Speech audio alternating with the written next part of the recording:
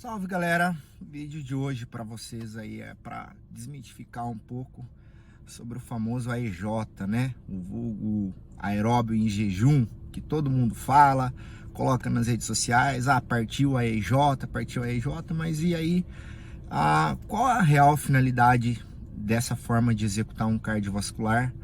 Qual a eficiência, para que tipo de público que ele realmente é indicado? E não simplesmente para as pessoas irem somente fazendo sem saber os motivos reais, se aquilo é adequado para a função que ela está exercendo ou para aquele objetivo que ela está querendo.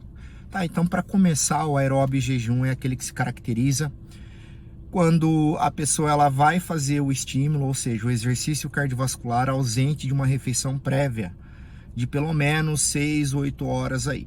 Tá? É um alimento que contém calorias e aí quebra o jejum, né?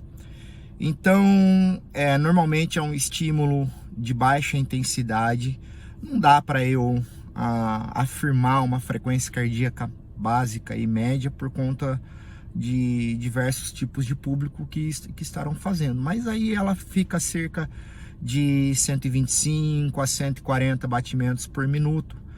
Ou seja, é um exercício de baixa, moderada intensidade que, pensando em promoção, ou seja, de promover uma adaptação cardiovascular ótima, não é tão recomendado assim, tá? A não ser que a pessoa realmente é uma pessoa extremamente sedentária, ela começa a fazer um aeróbio jejum e qualquer melhora para essa pessoa já é uma melhora.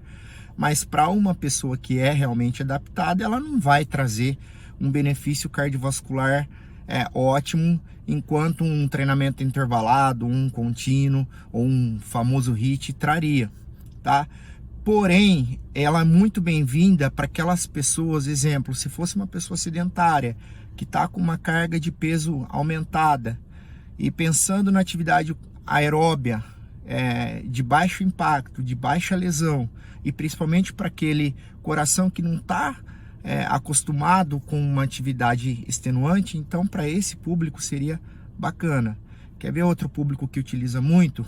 Os bodybuilders aí, o pessoal que compete. Eu mesmo já fiz isso.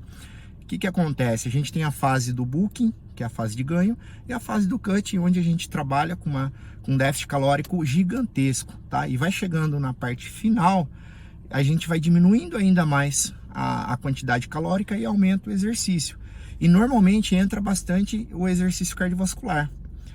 E esse exercício cardiovascular é feito, não é via de regra, tá? Mas a maior parte utiliza o aeróbio jejum por questões como, por não ser um estímulo tão forte, tão extenuante, que comprometeria o treinamento muscular dele, que seria num outro momento. Normalmente a gente faz um aeróbio em jejum num período e o treino muscular em outro momento.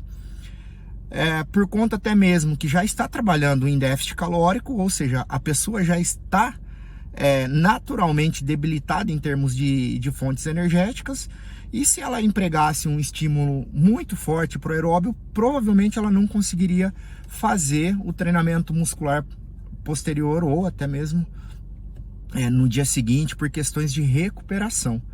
Então, para esses tipos de público, o aeróbio em jejum é muito bem-vindo, tá? Na verdade, ele é conveniente para esse tipo de pessoas. Talvez para um público, por exemplo, que deseja realmente uma performance cardiovascular, deseja melhorar seus tempos numa corrida, ou quer fazer um teste de aptidão física, o famoso TAF da Polícia Militar, e resolve fazer o aeróbio jejum para tal objetivo. Então, para esse público, o aeróbio jejum ele não é eficiente, por exatamente não promover essa capacidade, essa melhora de condição cardiovascular para uma pessoa que teoricamente ela já está treinada. Então, observem que existem públicos e públicos para se utilizar o aeróbio jejum. Mas ele é eficiente? Sim, ele é eficiente, mas ele tem a sua eficiência para dada função e não para qualquer função, tá? Tem outras pessoas que vai dar um passeio com o cachorro, a 1 por hora e falar aeróbio jejum concluído. Gente, o aeróbio jejum, ele demanda uma certa intensidade também. Aí você tá andando, o cara coloca uma tartaruga, a tartaruga ultrapassa ele e ele fala, olha, eu fiz aeróbio jejum. Não, não é assim também. Então ele tem uma certa demanda energética, não tão extenuante. Para fins estéticos, nesse caso, ele é bem-vindo, como eu expliquei, para aquelas pessoas que trabalham com fisiculturismo, ou até mesmo não, ou que já tem um nível de treinamento avançado. Mas para aqueles que desejam realmente uma condição cardiovascular aumentada para uma corrida, para um esporte de aventura, ou para um teste da polícia, ou de qualquer outro concurso, então ele aí não seria tão bem-vindo assim. Ok? Então esse vídeo é bastante informativo para sanar essas dúvidas pequenas que tem aí na academia, mas sempre tem para pessoas que realmente estão fora desse contexto, escuta falar, quer fazer, mas não sabe de fato a função. Pessoal, espero ter ajudado com uma informação básica, simples. Estou aqui no carro, mas o que importa é a informação. Se você gostou, dá um likezinho, ajuda a gente a produzir mais materiais. Boa tarde para vocês.